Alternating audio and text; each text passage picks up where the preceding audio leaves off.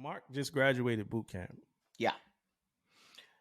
So Was he the last of the 8 weeks? Mark he the was last of the 8 weekers? and I actually asked him that question, man, up there, man. So he was the last of the 8 weeks, man. Yeah. So now they have started this 10-week thing, man. And I've been slowly like trying to pick his brain, like since he got done with it, like what are they saying about it or whatever. And I think one of the things was though they gonna do talking to him seemed like they're gonna still do their normal 8 weeks, right?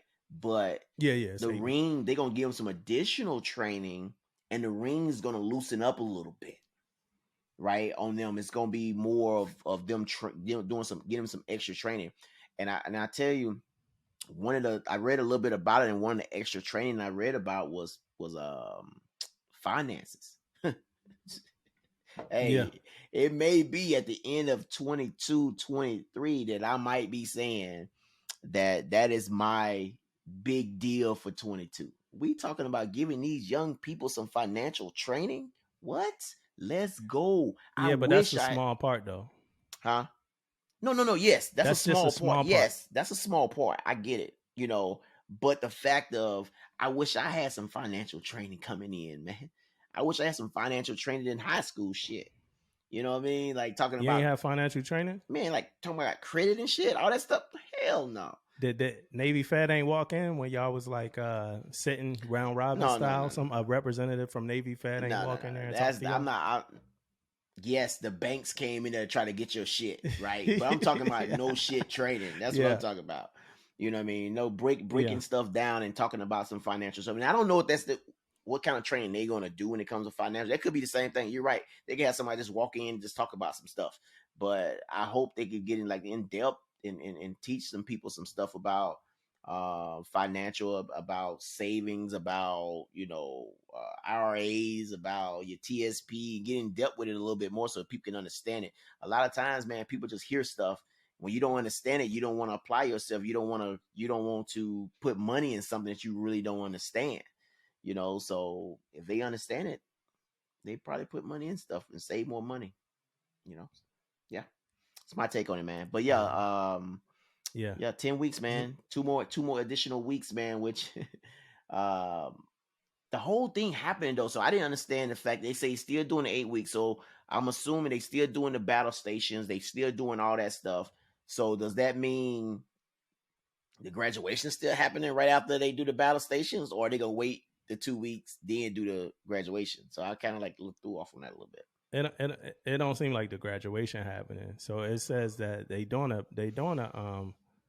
the battle stations, right? They're gonna finish the battle stations. So it says I got it right here on military.com. It says, with the latest, it says recruits will spend 8 weeks going through the typical phases of instruction that culminate with the battle station's capstone event.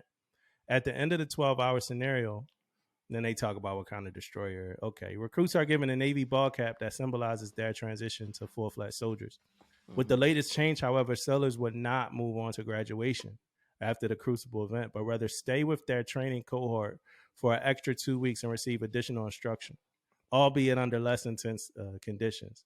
So like you said, like the RDCs, they're going to take the RDC hat off a little bit. Like, hey, I'm Petty Officer Jones. What's up? You know what I mean? What's up, bro? Like the whole time. What's up, bro? I hope you ain't take too much of the last 8 weeks. This is the real me right here. This is the real me. But they pull back. They pull back around like week 6, week 7 anyway. Like, normally from what I remember, they pull back a lot. I don't know about when you went through boot camp, like how they did with y'all. Yeah. Like, dude, like the last week it was cool. And like, I pretty much had a blast after service week. They don't even do service week no more, man. Did you do service week? I think so. I don't remember everything. You know what I remember more than anything in boot camp? I remember every time I got in trouble. Yeah. And I remember getting my canteen slapped out my head. You know what I'm saying? I remember that. I remember getting my canteen slapped out my head by Petty Officer Root, PO1 Root. But I was, I like we got in ranks and I was thirsty. You know what I mean? So I took a swig. I didn't know, like they say hydrate. So I took a swig. I'm putting a cap on, dude. Almost had to, and I think that's the part I was madder about. because the cap wasn't on. My man came through from the heavens. Woo!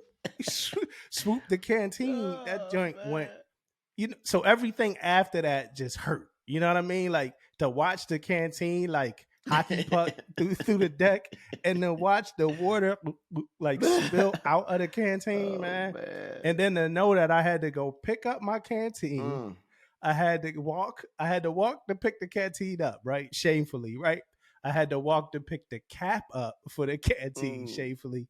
I had to walk to get a swab up the water, refill my canteen, and get back in ranks while everybody was waiting for me. Wait for you, You know, yeah. that was a memorable moment for Hey, me in and boot camp. then don't try to act like a badass and take your time while you're doing it. No, player. Like try You to better get mope to with moving. it. You better be moving. Yeah.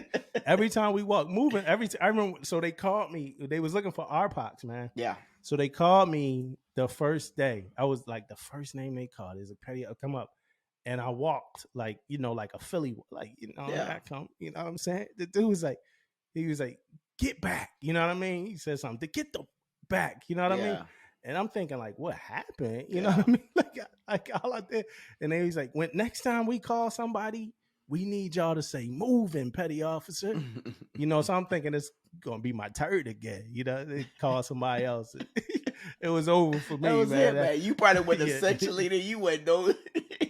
I was a section leader. Oh, okay, good. Yeah, So at least you got another I try was a at section something. leader. That's good. Yeah. But I wasn't the best. Like my rack was the best. Yeah. My rack was the best in my section, like all the Nice. time. And then Yeah. my dudes, yeah, but it was just my rack. Like my section had bad racks. like that was like the thing. That was like my lesson in boot camp. Like, yo, you need to worry about, like, as much as you try to be a perfectionist, you need to worry about your team. Yeah, man. Then I found out after boot camp. I think I talked about it before on this podcast, but I found out after boot camp that my boy Buster, like, and that's his name, Buster, but like he would like mess up his rack on purpose just so they could work me out because he liked to see me get beat or whatever like that. Like I found that out later. Oh, that's dirty, man. You dirty, Buster. Yeah, like Buster, you he dirty, was man. dirty. Yeah, he was but dirty. funny as shit though. Yeah, it was hilarious. But yeah, so it says we're gonna change the nature of the relationship between the instructors and these sellers to more of a coaching and mentoring relationship where we can have in-depth conversations about what life is really like. I mean, and that's something that we talk about. That's why we podcast. Yeah. That's something we talked about in the podcast that we got coming up. That's a lot of what we always talk about, right? So they talked about some additional training aimed for addressing problems within a culture, not just the Navy, but the military overall, like sexual assault, suicide prevention, healthy lifestyle, life skills, like you said, financial, not as much on extremism, but maybe a little bit, but more on the model behaviors that we want to contribute to the culture of the Navy. And I believe that this is going to be good. Yeah. I believe that this is going to be good. But they got all of it. It says that like all of this stuff is coming from the fleet. Like this is like feedback from leaders. And I could see a leader saying that, yo, we're like, what's up? What's going on in boot camp? Like, why we got people coming, like, act like they never knew how to do this, or never knew how to do that, or never knew how to do that. Because sometimes you get some new check-ins that's just completely out of it, man. Like a bag of ass. Yeah, man, it's scary, and I love my junior sellers, but sometimes it's super scary about that, and that's why I brought up DC earlier, because I got a seller that just like one of my sellers. I don't want to get too deep, but she got to a new command and she posted and she's like, yo, it was a fire, an actual fire, and now mind you, she, you're starting off kind of like in like a shore duty situation, so there's no even damage control training, you know what I mean? So she's like, yeah, I get to my ship and on the very first day I check in, it's a fire, you know what I mean? And she's like, I didn't know what to do. She's like, I'm passing out gear, and for me, I'm like, yo, you did something. You found a way to get in there and help. You might not have known. She was like, I was so embarrassed, so ashamed. You might not have known what to do, but you find a way to get in there and you passed out gear. Another seller got on, made an egregious comment that I don't even want to think about, but that's what made me think about like you cannot, not the initial post, but more like the other comment that I don't want to think about. But that's what made me think about the fact that DC damage control is not an option. That's not something that you could just do, fake out, or something you need to know. And everybody, in my opinion, needs to Yeah. know how to fight a fire on a ship. Yeah. Fire, flooding, everything, man. I agree totally with you, man. And I do think this extra weeks it's gonna be a good deal, man. But with that being said, man, I like to reach out to a RDC out there, man, and to come on, or at least put in the comment box and let us know the expectations of these 2 weeks, man. I really like to know from a hands-on, from the RDC standpoint, what is gonna look like. What are these 2 weeks gonna look like? And then I know it's some sailors that's there right now in that 8 weeks, and then 2 weeks later they're gonna be done. So I like to even talk to some of them. If anybody can reach out, man, let us know, man. We most definitely would like to get the insights, man. You know, to share this. So I don't work with junior sailors at all, so I can't. I probably won't be getting anybody coming to my command.